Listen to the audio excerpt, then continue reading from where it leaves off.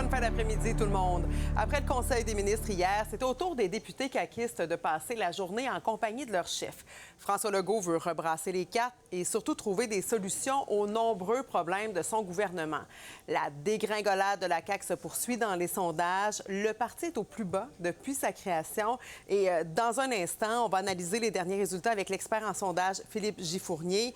Mais d'abord, Jean-François, le premier ministre était en mode écoute aujourd'hui. D'ailleurs, la rencontre de plus de 8 heures vient tout juste de se terminer.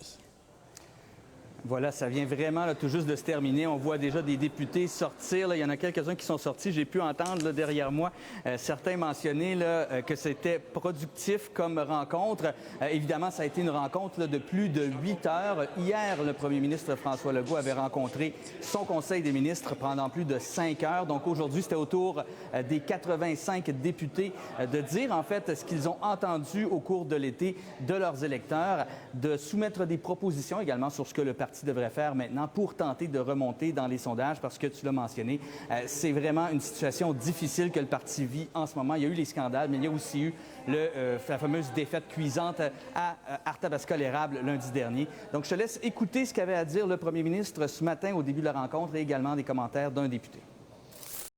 On a ensemble à apporter certaines corrections.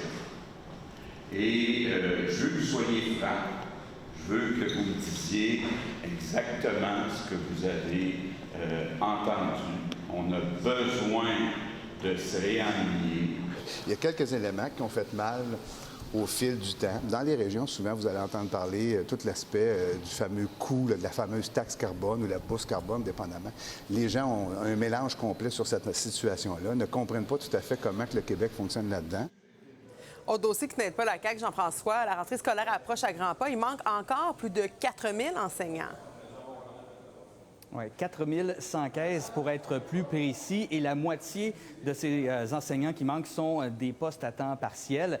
Le ministre de l'Éducation, Bernard Drinville, s'est quand même dit heureux de voir que ça s'améliore au fil du temps. C'est 96 en fait des postes qui sont pourvus en ce moment. Ce n'était pas le cas il y a 2 ans lorsqu'on a décidé de faire quelque chose pour assurer que les professeurs aient leur affectation. Plutôt, on peut écouter le ministre.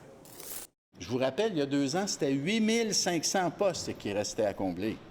Donc, il y a 2 ans, on était à 8500. L'année passée, on était à 6000. Là, on est à 4000. Il y a 2 ans, on était à 90 94 et aujourd'hui, on est à 96 des postes qui sont comblés. Donc, c'est des bonnes nouvelles. Et le ministre se félicite également de voir qu'il y a 9 enseignants sur 10 qui sont qualifiés. On sait que ça a été un gros problème au cours des dernières années. Merci, Jean-François.